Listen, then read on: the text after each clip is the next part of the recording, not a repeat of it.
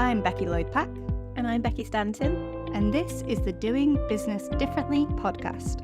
Money. That is what we are going to talk about today because, firstly, we promised it on our last episode, but it's also such a prevalent topic, I think, around this time of year when we've been talking about goal setting, because often, there's many of us that don't maybe set goals around money anymore. I include myself in that. And there's maybe some people that do. And I think there's just so much here that it's always a beneficial conversation for people. And even within our community, the pod, we've been having some sessions recently, and we've been really diving into the topic and like money stories and how that can impact the way that we go about doing business. So we just wanted to bring that conversation to you, lovely viewers, listeners, however you're consuming, here on the Doing Business Differently podcast. Yeah, money's such an important topic, a very emotive topic, and a very divisive topic as well. So I feel like for business owners, especially soulful business owners that we all are in the pod, it's an important topic to navigate and to bring to our awareness. So my personal intention for you guys with this episode is that I want to come from a perspective of maybe just sharing some of my own personal money stories and money experiences to release some of the shame around it that you might be feeling. I don't necessarily see myself as like a money expert, even in terms of the mindset, but I am here to be vulnerable and to really kind of go there and not hold back, because I think, again, money is one of those topics that can make people feel really isolated and alone and like there's something wrong with them. But the more I speak to people about it, the more that we realize that there's so many struggles that people are having that are really common. So if we can do anything to dispel that, anything to make you feel a little bit better about your own situation, about your own baggage that you're maybe bringing, that's my intention here. And I'm so pleased to be doing this episode with Becky, because Becky has been kind of supporting me in like a friendship capacity and all sorts with some of my money stories and money beliefs. And I know you personally in your business have got lots of kind of resources and things that you can help people with. So I'm really excited to have you on, almost as that person to bring some perspective for our listeners. Yeah, because money ultimately is a neutral energy. It's our relationship to money. It's our past attachments to money. It's what we expect of money. And it's all of those things that comes back to our mindset and our emotions and our memories. So it is a very mindset topic. And I would say most of my clients who are soulful business owners, money comes up as some healing and some shifting and some expanding to do. Yeah. And actually one of my personal goals for this year was to sort my money shit out. That's what I'd written down as literally the goal, because I've so just to like dive into the kind of backstory of my business. So I've been going for like 5+ years now, and I've had the 10k plus months. I've had 0 money months. I've been on the real roller coaster of it, and I've even had periods where it's been pretty consistent. But last year, as part of my part of my growth or my journey, there was a lot of unlearning and unraveling for me, where I started to like really let go of parts of my business that didn't feel aligned anymore. And with that came a reduction in income. So I'm currently in the position where it's like, right, okay, I'm now trying to rebuild that back up, get to that place of consistency and, what I'm bringing in. But obviously being in that place where you don't have steady income coming in for whatever reason can really expose your mindset around it. So that's where, I want to sort my money stuff out this year. I want to dig into those stories, but I actually haven't as yet set any specific money targets. And I guess I'm just interested to hear your opinion on this about, should we be setting, again, should, I say that in inverted commas here, but is it a good idea for us to set specific money targets? Should we be more actually like, I'm going to lean into the abundance and flow and focus on the feeling more than the number? Where do you kind of sit on that? I believe money goals can be powerful, because when we think around goal setting that isn't money, having a tangible destination allows us to focus, align, make decisions, show up in alignment with it. So sometimes when we don't have a set goal and there is just a feeling, yes, we're open and that is the surrender conversation, but our mind feels less focused and there can feel a lot of emotions and stories and narratives attached to that, which may take us away from the surrender path. Basically, ego gets involved. So when we talk around money goals, I feel it is really powerful to have a set number that feels really expansive and exciting for you. And in order to have a number that feels expansive and exciting, it always comes back to the purpose of that number. And we've all seen, like, it used to be 10K months, and now all I see is like 50K months, 100K months, 300K months, right? So it's not about just like, oh, that looks good, finger in the air of like, what do I want? Because that's ego. But the process that I support clients with is really coming back into your lifestyle, where you want to flow money, what aligns with your personal and business goals. How much money would you desire to attract in order to live the lifestyle and have the business that you desire? So it comes back to the purpose and the value of where you're flowing money. And I feel that's a really powerful place to start. Yeah, I love that. And I definitely have done that in the past, and it is my intention to do it again soon. And I have like rough ideas of things, but it's more just a case of like, let's just go and revisit that, because sharing, coming from that place of like, this is what's happened when I've tried that in the past, as almost an invitation for you to kind of share some of your thoughts around it, is I know when I've previously set money goals and then not hit them, I felt a real sense of disappointment and a real sense of almost like, if I didn't hit the goal, I actually wasn't even grateful or celebrating the money that did come in. So I've had like a really interesting relationship, I suppose, with setting tangible figures, because sometimes I even know when I set a figure, suddenly my whole energy changes in a negative way. It makes me feel like I'm not enough right now. And I know there's a whole piece around like detachment, it's neutral and things like that. But again, I just kind of want to invite you to speak on that, because I'm sure there's people that have done it as well in the past. They've set big goals that have felt really exciting and expansive. It's not happened, and then they felt bad about it. So what's your wisdom around that, Becky? Well, I've been there as well. I definitely feel that, especially in the early days. As a new entrepreneur, it was almost like to get wrapped up in the money goals. And, because where I started my business, I quit my job with no savings. Money was an important driver for me. And I did get wrapped up in the money stories or narrative of hustle, hustle, hustle. And I feel like when there is this attachment, as you said, to money goals, and then the disappointment and that roller coaster, right? It's almost like you feel the disappointment, you spend some time like, no, let's do another money goal, and you go towards it, and then there's this roller coaster disappointment again. It comes back to our relationship with money. So any goal, how I see and visualize it is looking up to the stars. If your goal is, say it's a £5,000 month, that gives you a really beautiful, aligned, value-led life. It's almost looking to the sky, being there's the £5,000 a month goal. There's my guiding star. And it's then how you're moving towards it, how it's leading you. And then that brings into our awareness our relationship with money, right? Because I feel like it does go back to the first point of like, why £5,000? So it's knowing that what it means. It might be that you're saving for a mortgage. It might mean that gives you one incredible holiday for your family every year, and that's your contribution. It might be this is like all of the lifestyle elements and everything that you want to invest in for wellness and for your own expansion.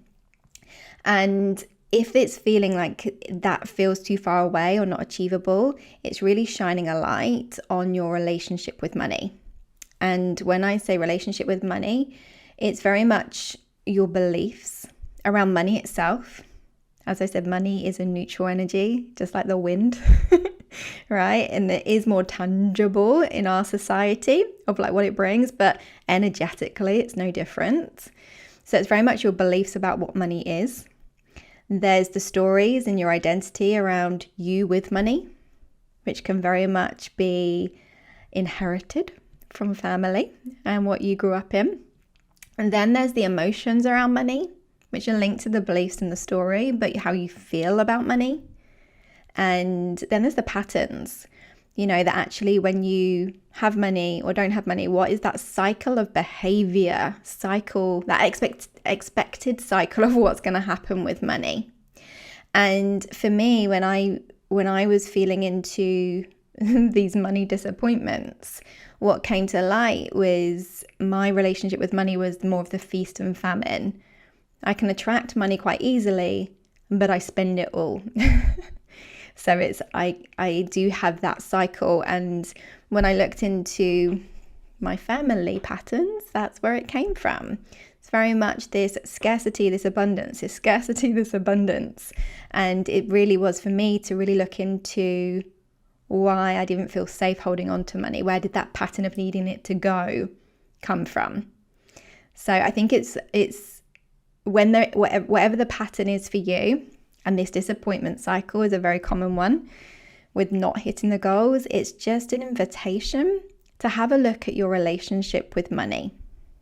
And I can share, like for me, mine has been around only ever just having enough, never more than enough. And also we like growing up, so unfortunately my dad passed away when I was young, which meant that my mum was essentially raising me and my brother, and so she had like 3 jobs to make sure that we had income coming in. And I mean, we never spoke about money when I was younger. It was just never, we didn't talk about it, which almost created a story of like it's a taboo topic. Like there's shame here. We don't mention it. It's keep it to yourself. There was almost that very like isolatory feel associated to money. Like it's not polite to talk about money. Like lots of those kind of things that came from it. But yeah, that kind of pattern of only just ever having enough, like the bill comes in and the money comes to cover that bill and then you're back to square one.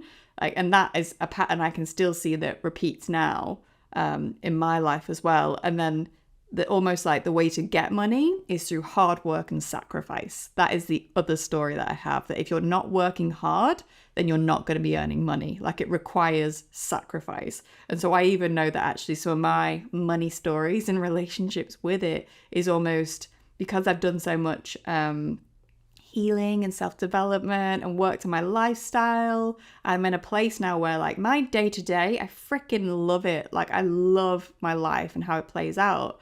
There's almost this element of like, right, okay, having money is going to disrupt that. Getting money, I'm going to have to sacrifice this. I'm going to have to give up my time. I'm going to have to suddenly accept that I'm going to be stressed and anxious to get that money, and I'm going to burn out. And again, that's a pattern that stretches beyond my business into my career, probably even like the worth and achievement and results. Like there's so much tied up in that. So I personally recognize like I have these stories. I think what would be interesting to talk about is once people start to have this awareness, what can they actually do about it? Like how can they start to rewrite these stories or investigate them or release them? What are some of the things that they can start to explore? Yeah. And I think just before I go into that, I feel like one of the many reasons why Becky and I connected is like there's so many patterns to our healing. Yep. So definitely, the burnout in career, the relationship between money and work. So in my, just a brief summary of my money history, my dad was the breadwinner, as they call it. He worked in London, long commute, worked really hard, came home really late, very stressed. Weekends he had to just like look after his energy. So he was very, it appeared lazy, but it was very much just exhausted. And there was a lot of arguments in our household around money because of this feast and famine. There was this big spending behavior and then arguments of there not being enough. And so there was this correlation there, but definitely this connection. For me, I actually found myself when I was around 27, 28, working really hard in London, exhausted on the weekends, and having arguments about money, feeling like there wasn't enough, but also, being quite splurgy. And I thought, wow, I'm literally in my dad's pattern. I am my dad. And that was like a big realization. And actually part of my burnout of being like, I understand how I got here. I've just followed his path, but I'm changing it, right? I'm young enough at 27. I'm ready for change. Took me a good few years to actually do anything about the change, but that was a big point for me. And it's just, I don't know if anyone can resonate where with the awareness, when you start to look at the beliefs, the emotions, the stories and the patterns, the very first thing is, where did this come from? And from my experience as a coach, it's mapped from our caregivers. From a very young age, like in that 0 to 7 years old, you are just a sponge, you're absorbing everything.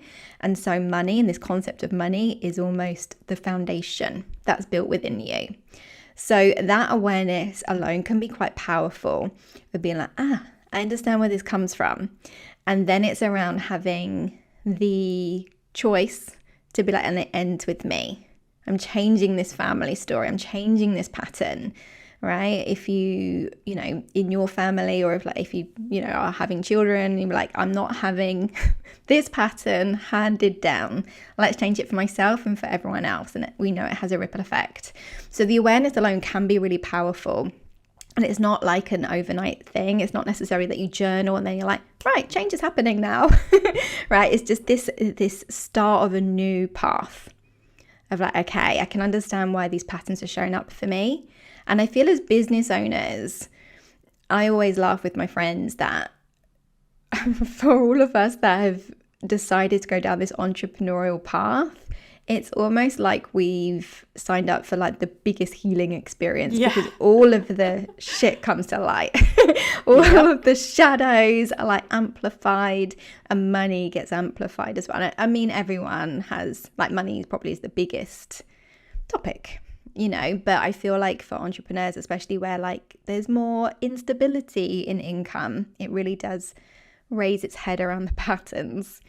And for me, the reason that I went really heavy and hard on my money mindset was because in my first 6 months of being a qualified coach, I signed 2 clients and they paid in full.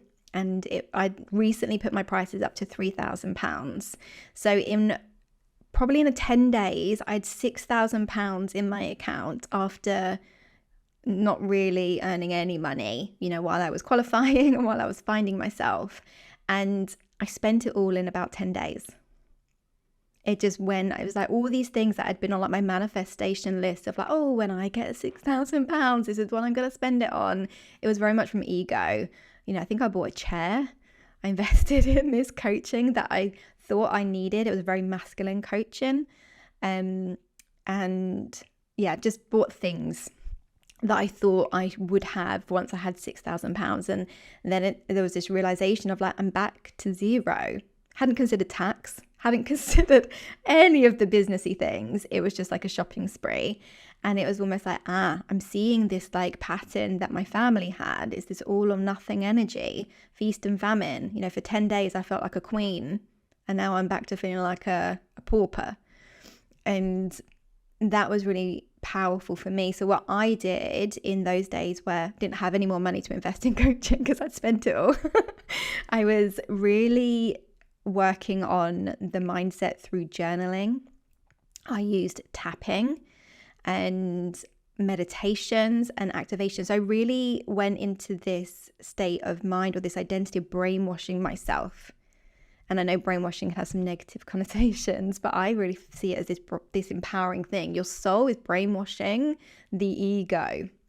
So I went really heavy and hard and devoted myself to being like, this isn't my story anymore. This doesn't serve me. It didn't really serve my parents because they were arguing all the time. It ends here.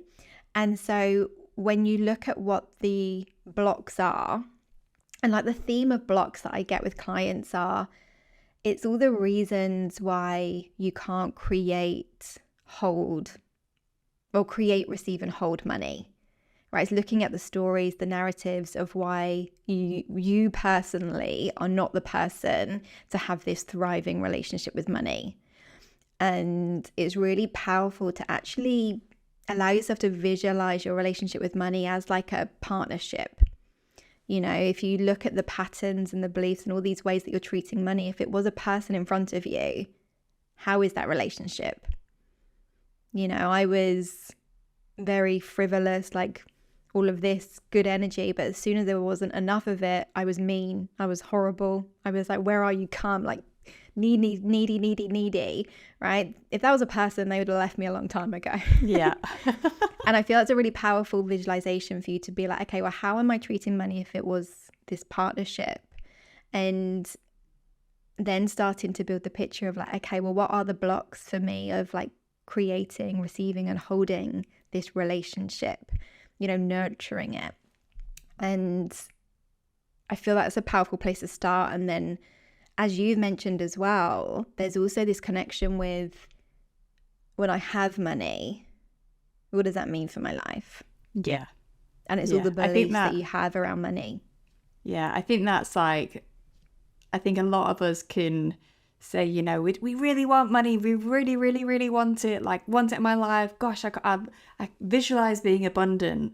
But then actually, there's usually some reasons why we don't want that to happen as well, that we're maybe not as conscious of. Because I remember when I first started hearing people talk about like, oh, fear of success. I was like, I don't have a fear of success. What are you on about? Like, I'm ready to be successful. I'm so ready for it.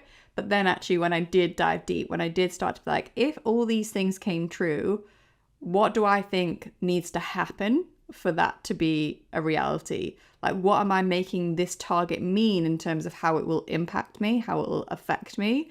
And it's that whole thing of like, well, I'll just spend it, which is, again, what's happened in the past. I'll have bills that'll suddenly come in and it'll just disappear. It'll mean to actually get it in the first place, I have to completely change the way I'm living right now. And again, even if right now I have money stress sometimes and can't sleep at night, I'm like, at least that's a known. So although it's like there's negatives to the current money situation, those negatives, like without examining them, potentially don't actually outweigh the positives. So I think, really that concept of fear of success is one that people can probably look at, even if you think like, no, I'm absolutely no blocks whatsoever. Maybe just sit with that and ask yourself those questions. Like, if I receive this money, like, what do I think that means? Like, what's the story attached to having that cash? Beyond just the positives, can I imagine any potential downsides for me? Can I, is my brain going to provide me with any answers to be like, well, actually, you don't know how to handle money. You're going to mismanage it. You don't know, like, whatever those stories are for you. Because I think they're the ones that have probably been more impactful versus like the stories I have about me not having money. Like, actually, I think the ones about me with money are, a bit more unknown, if you like, which is why they've been so powerful. Yeah, and it's all of these connections in our subconscious, isn't it? And I remember when I brainwashed myself and then started receiving money, and then I invested in my money mindset. And I always remember this visualization, well, there were two that really allowed me to tap into subconscious beliefs around money. The first was being on a stage, and I think I was holding up my money goal, or holding up like a money goal that I'd manifested, saying this is in my account. And then it was inviting people from the audience to share their thoughts with me. And that really allows you to see like what you're afraid of, what the fear is people are going to say about your success. So it could be a partner, could be family. Because if we know our family have these money beliefs, what are they going to say about you once you aren't doing the same? You know, and that was really powerful of just, and you don't have to do the visualization, you just be like, if I received this much amount of money and it was in my account, and you could always like times 10 the goal that you have to really expand into that wealth abundance, what would people say to me, right? And what would your friends say, right? What would people from school say? All of these things. And it really allows you to see what you're holding in your subconscious. And the other one was walking back into your childhood home, and as the embodiment of your wealth, of you breaking the patterns and now receiving like this abundance of money, it's overflowing money from your account, and how you were treated. And that really allows you to get into the money story of your family. And I think what was really interesting for me when I did those visualizations, my family were very happy. Like, I had zero resistance of people wanting me to be wealthy. And I always makes me laugh that when I first started my business, and it was during lockdown, lots of walks on the phone to family. And I remember my dad every day used to say, "Are you a millionaire yet? Are you a millionaire yet?" And it always used to like make me really happy, because like I believe that he 100% knew that was possible for me. And, you know, so like it was this beautiful thing that I knew that he supported me breaking the pattern. But as a coach, I see that there's so many dynamics within family that can be a big block for you actually changing your money mindset on a subconscious level. Consciously, you're like, of course I want to receive more money. Of course I want to feel more abundant and more financially free. But you have these subconscious connections of like, but if I do that, then this may happen, right? And that is the kind of fears that you're saying, you know, they lay underneath your conscious level, but they are the ones that are powerfully dictating your behaviors, your emotions, your beliefs. Yeah, do you know, as you were talking, I just kind of, I think when you start to do these things, you can't help but imagine it yourself. And as you're talking, I was like, interesting. Like for me, it's the same situation. Like if I went out and said, I just, you know, made 100 grand or whatever, they'd be like, yeah, you're amazing, well done, well done. But actually, like, I know that then it's almost like if I came on and said, oh, I've made £10, there's then like negativity. So it even like kind of just gave me this reflection point in a sense of, firstly, I remember growing up, I was always compared to my brother. We were always pitted against each other. He's 4 years older than me. And specifically with money, anytime he got a pay rise, my mum would be on the phone telling me how much he's earning. And anytime I got a pay rise, she'd be on the phone telling my brother how much I'm now earning. So almost like pitting us against each other in a playful, laughy way. Like, oh, it's just a joke. We're just doing it to wind you up. Like in that kind of banter sense of almost like this is what you're competing against. And almost like the child brain is almost going like, I'm having to compete against my brother for your approval. Like that's what's happening. Like who's in the top spot in your mind right now? And almost like this little thing just came up like literally just now as we were talking of me not earning loads of money is almost me rebelling against that whole concept of like, I don't have to earn your love. Like, screw you, I don't want to play that game. I don't want to play the game where I'm trying to earn loads of money for your approval. So actually, if I don't earn money, I'm getting to opt out of that. So that was just like, it literally just came through as you were talking. I was like, interesting. Because I definitely have an inner rebel, right? I definitely have a part of me that will strongly, if it sees something that it doesn't agree with, like will strongly be like, I'm going to prove you wrong. I'm opting out. Justice. We should like all be loving each other equally, no matter what's in our bank account. So almost actually remaining in this situation of not coming, you know, going home like, I've just earned 100k. It's almost like, I haven't, and this is me. You still have to accept me as this amount. So that's just really interesting. Yeah. Realization. Yeah, that's so powerful, isn't it? And I think this is why I love being a coach as well, because yes, there's themes in everything, but everyone has a really unique connection with their relationship with money, right? And I feel like this these sorts of conversations are beautiful to invite you forward, just to start observing what your patterns are. What are those connections? Why wouldn't you want money, right? Why do you want money? Why are you flowing it? But why wouldn't you? What does that mean for you? What are you afraid of? And knowing yourself in the self-development journey is like, well, what decisions and choices did I make around money? I feel like mine was very much attached to, and like similar to like that money conversation between your brother, me and my sister always had like, oh, you've got to earn your age. And so we always like used to be like, if it was a birthday, like, are we earning our age? Or if there's a job promotion, it wasn't necessarily a rivalry, but it was almost, that was the benchmark, because every year, obviously you get older. And as a graduate, and because of my self-worth, I wasn't earning my age for a very long time. And then I surpassed my age, and that's when I quit, right? And when I was way above what my age was, I decided, actually, this isn't the life for me.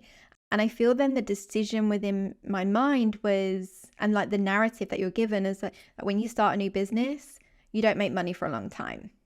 You got to be okay with nothing, right? You got to have the devotion, you got to have the passion, you got to have the drive just to do it. And then one day it's going to meet. And I feel that mindset really became a focus for me of like, well, I'm doing this out of my passion. This is what I want to do. And I've decided to give up my salary. And I feel then there was almost this really low expectation. Not necessarily, there probably was fear intertwined with that, but it very much was, I'm doing this for me. I'm doing this for my happiness, because having lots of money, having a good career, having a good job made me miserable, right? And now it's like, well, I've chosen, similar to what you said, lifestyle over money. And so the money mindset for me was very much around creating a new, like, it's called like an energetic set point of how much money feels safe and good, because I realized mine was low, like towards the ground. It was almost like, it's okay, I don't need money, I'm just going to do this because I love it. I would do it even if I wasn't paid. Like, it felt true. And so for me, it was really through this brainwashing, being like, okay, well, how much money feels like a really comfortable, safe, expansive place, that's what the guiding Northern Star is for me. I'm just going to align with this, and that's when 10K months don't have to be a bad thing. It could just be that is an energetic set point that feels really juicy, right? So I'm just going to align who I am, my identity, how I see the world, how I show up in it. I'm going to heal and unlearn what I have from the past so that I can just be open to receive this way. And I feel like for business owners, like the ultimate thing, the pattern I see in every single business owner is when you detach from needing money and it being about the money, it comes back to the passion and the service. Because the more you love what you do, you show up and you're doing it because you want to help people, whether that is products, services, or whatever it is, bricks and mortar. It really is about the more you share that passion, the more you show up, the more you help, the more money that comes in inevitably, right? So when you heal yourself around the money, that doesn't become the focus. The money goal is just like, okay, how can I expand myself this year? That my energetic set point, actually, you know what? I am getting 20K months. That feels comfortable. That feels inevitable now. What if I just elevate myself into 50K months, right? What now do I believe? How now do I show up? And that becomes the conversations around business, around delegation, team, streamlining, like the different nuances, right? To support you to align to that version of you. So it's not about the money. It's really about your expansion into more of who you are and less of the past. I'm going to say shit, but I mean lovingly shit. Yeah. That's holding you back. Yeah. And so it's interesting because I'm kind of coming at this again from personal experience, because I think where I've tripped up in the past is to heal my money stories and to almost brainwash myself, like you were talking about. I get to the point where I'm spending a lot more time than I do naturally thinking about money. So naturally, my awareness is on it. And so I almost then struggle to detach from it, if that makes sense, because it's like every day I'm like trying to rewrite my money stories, focusing on like the abundance, like really immersing myself in that process of, okay, how can I shift the way I think and feel about money and how it comes into my life and my beliefs. But then the actual struggle then becomes, how do I then almost detach from whether it manifests immediately or not?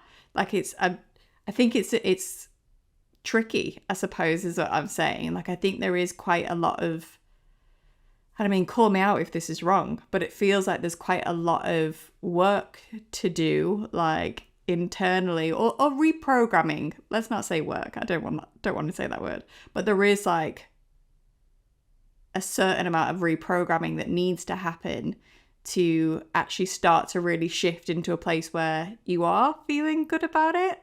Does that make sense, what I'm saying? Yeah. And I feel like with any reprogramming, any work, when we're healing ourselves, can sometimes feel too intense. And I feel as though the key is actually realizing it's not about money. Like, it's not about money. Like, there might initially feel like there's some reprogramming to even get to that space of understanding how family and society focus on the money, right? But there's also the awareness that, you know, there's lots of people that have a lot of money or are unhappy, right? It's not about the money, it's about our inner world. And so when I work with clients and money, there might initially be a lot of conversation about money, but it's more of a cleansing of the past. And so the embodiment, which is the most of the work, the reprogramming, is in the present. And that gets to be on, as we said, being of service, right? So it comes back into your business of how can I serve more of my clients, right? Not even thinking about the money, but just trusting and knowing inevitably that will bring abundance back my way because I'm giving abundantly, right? It comes back into, well, how can I show up as my truest self? Because my truest self, one part of that is knows that she receives abundantly. She feels financially free. So how can I show up as her? And that's not just always in the bank account, right? That's wellness routines. That's looking after herself. That's, you know, having really kind inner chat in her mind. So it's really about understanding through the initial probably deep cleanse, right? Spring clean of your inner world, of like really like, I don't know why shit keeps coming up, but really like taking out the shit. Yeah. But like with love, with compassion, of being like, I understand where it comes from, but it doesn't need a place in your world anymore, in your inner world. It's then around building it up with less attachment to money. It's almost like money's a byproduct. And that for me is the sweet spot that I'm in, that yes, I still have money rituals. I still have a date with my money spreadsheet, but that's a very small percentage of my week and my month. The rest of the time is me showing up as my truly abundant self and, you know, being grateful for what is, you know, and that links to money because I'm grateful to have all these things that money can provide around me. Like, I feel so grounded in that, but it's less around manipulating the manifestation of money. And yes, that I feel there is a time for them as well. So I'm probably contradicting myself a bit, but you know, sometimes money rituals are really empowering, but I feel it's not being attached too much to needing to do a set thing every day that's going to call in money, because that's ego, that's force, that's pushing a narrative again. It's more coming back into your truest self, which is naturally abundant. And for me, the biggest mindset shift was money is energy, and I'm just going to have a beautiful, nurturing, loving relationship with money that isn't like choke holding it of like, I need you, you got to do what I want and come when I need you, but more just, I'm going to show up for you and I trust you're going to show up for me. Yeah, because I think what I actually realized was by doing the kind of initial money work and really looking at my relationship with it and where I'm blocking it and where, you know, why I don't want to have it and all that kind of stuff, it made me realize that the thing that I actually need to focus on is around worth and work, and how almost like the story of time equals money and actually what my time is worth. And that's the story I actually need to probably spend more time focusing on and healing and like almost improving. Like, my work is worth money. Like it's worthy of investment. Working with me is this. Like they're probably the stories. So it's actually less about numbers and figures and that kind of stuff. So almost at this point, it's like I can set the money goal and that's fine. And that's like, yeah, this is what I want to make my new minimum. This is what I want to kind of, shift towards and welcome in and reprogram myself to be ready to accept it. But actually the daily work is around worthiness, feeling like I deserve that money, feeling like I can do stuff. And so even if that money does or doesn't manifest, actually isn't really the thing that I'm trying to, like, it's not the main focus. It then becomes the cherry on the top, okay, well, I can look at that number and I actually am not going to make that mean anything, because actually what I am doing is working on do I feel worthy? Do I feel like I've been putting myself out there and boldly declaring how I can help people without feeling any shame, without feeling all these things? Like, am I able to take those actions? So I think it's almost, using our money stories as like a portal into what the kind of real, I mean, it's all real or not real, depending on your perspective, but what the kind of root cause, I suppose, is some of these things that's preventing you from working on it. So that's, I think, the approach I'm definitely going to be looking at taking more so is, sitting down, consciously working on like, what do I want that number to be, and making sure it's grounded in reality and grounded like as reality in terms of what's it going to do, what's that going to let me achieve, what does that actually mean to me having that money. Do you know what, that feels freaking great. Okay, do I feel like it's currently possible for me to earn that number? Yes or no? Okay, why not? What's the story there? Right, they're the things I then need to work on. I can still hold the money goal, but this is where my focus is going to be on starting to improve those things. So I think that's the approach that I'm going to be playing with to sort my money shit out this year. And I think the only thing to add is around the emotions around what that money brings for you. And a lot of clients have come to me in the past because they've hit these milestones that were external milestones, like maybe it was the 10K month, the 20K month, and they're not happy or they feel numb. So they've got the money, they've done the work to get over themselves and attract it, but then it was like they'd missed the point of it. They couldn't remember why they needed this much. And it, of course, when we do receive more, it also does trigger subconscious beliefs. So there's always a next level to step into. And I feel like when we are setting money goals, it's coming to that value, that purpose that you said, but also how does this money feel for me? And then consciously creating that emotion, that vibe every day. Like you say, so the money, when it comes in, it's inevitable and it's just a cherry on top. So if money, just say you have a energetic minimum of, a 10K month is what feels really juicy and good for me, I would feel so creatively free if that money was coming in every month. How can you show up with that creative freedom now? Knowing energetically from a manifestation point of view that that's going to be a really attractive energy, but also supports your business, so that it supports the action, it supports the behaviors. And I feel also with untangling the money story is around patterns. Like for me, feast and famine, it was just bringing in to interrupt that pattern when I received money is to not spend it straight away, to have that conscious awareness to interrupt the pattern and understand, okay, well, let's go back to my goal. What was money really for? Okay, I have never saved before. My savings has always been a bit of a joke that I have savings accounts, there's just never anything in it. So for me, it became this really conscious thing that I'm going to take on the identity that I am a saver. I have joy with money building up, with me just feeling it, knowing that's going to be intentionally flowed into a direction that brings me joy. So there was this pattern interrupt as well. So I think that's a really powerful way to embody and to break the same pattern that's just been on autopilot for many years. Yeah. And that's where I actually said to you before we started recording, I'm doing the artist's way at the moment. And a big part of that is morning pages, which obviously that morning journaling vibe, you don't have to do it as part of the artist's way. You can do it however it works for you. But honestly, they're such game changers for me at the moment. The person, when I wake up, I feel a certain way, just almost by default, depending on what my dreams have been, how I've slept. It was really, really windy last night, so I slept terribly. So I woke up this morning just kind of with this almost melancholy emotion as just like my default.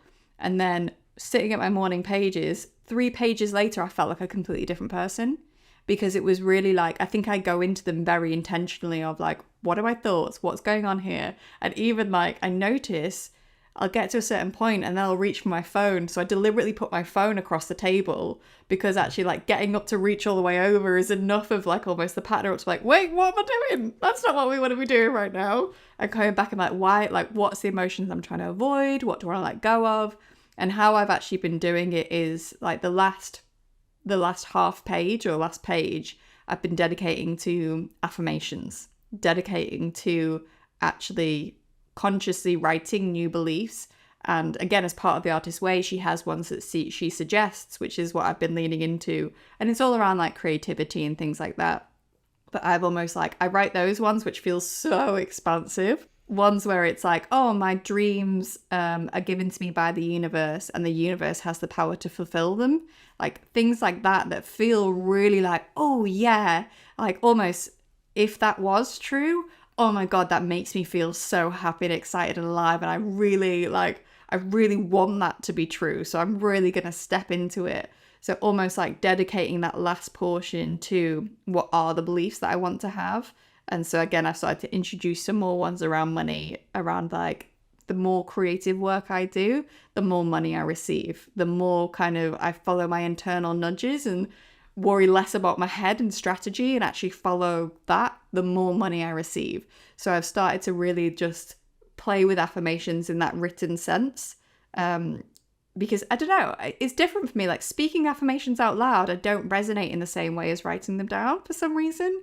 So I think, yeah, just an invitation for people to experiment with these things in whatever way works for them. Love it. How exciting, my love. Well, I think that I feel like we've covered quite a lot of ground. And obviously, I think with money, we could talk for such a long time. But again, I kind of said this at the end of the last episode, but there's an invitation here for you. If this is something that you're like, no, I want to proactively work on this myself, and maybe I'm not in a position to invest thousands in a coach, please come and check out the pod.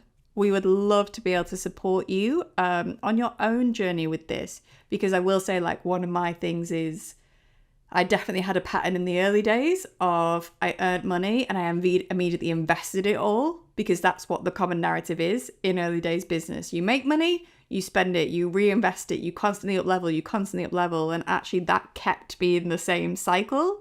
So I've been consciously practicing for these past 2 years to almost like hold back on investments, because it's actually really easy for me to spend money. Like I can do it in a heartbeat. What feels more like challenging is not just be like, oh, I'm going to outsource, I'm going to get someone else to help me with this. Like absolutely there's a time and a place. Yes, I have worked with people, coaches on these stories, so I'm not saying you shouldn't do that, but I am saying that there is also an invitation that you can be on your own journey with this.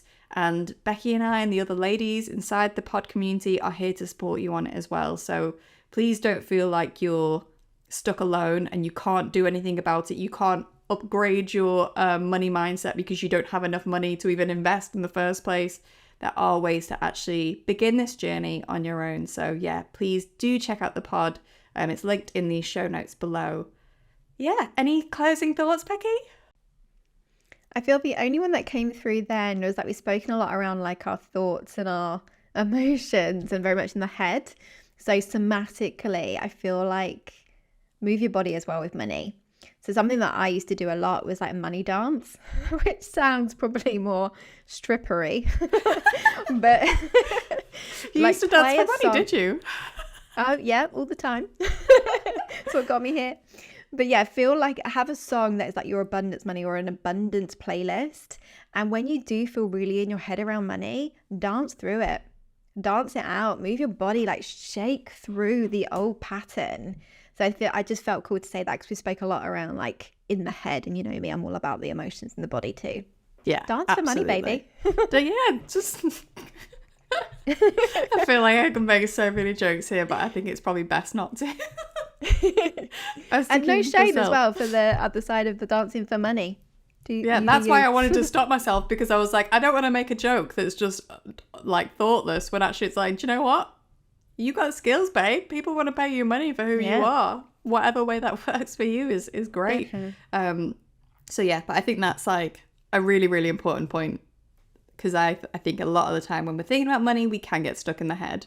And that's what I notice all the time, which is why I said I'm leaning into affirmations. Like, the more I follow my creative nudges, because I tend to get into a situation of, like, say a big bill comes in, I'm like, okay, go straight ahead. How can I fix this problem? What's the quickest thing I can do? How can I kind of, that grasping energy, very like that chasing energy very much comes in. But I can tell you historically, it's not served me in the long run. It maybe has worked, but inevitably what happens is I find myself being pulled further and further away from what feels like the right path for me. Because my head is trying to logic something out, whereas it's like, actually, there is room to trust. There is room to kind of, like, that's that surrender kind of talk that we were having on the last podcast we did. But yeah, there's definitely get into your body as well. Well, we will see you on the next episode. Yay, for more chats.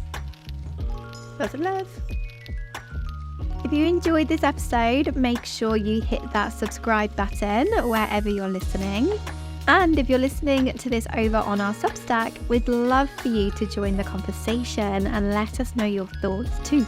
Likewise, if you actively want to explore what doing business differently looks like for you, then do be sure to check out the pod, which is our private community where we share a bunch of resources every month for you to play with as you define your way of doing things. Inside the pod, there's also a ton of live sessions held every month too. To check it out, just head to the show notes below where everything is linked for you to explore further. Thanks so much for listening. Speak soon. Lots of love.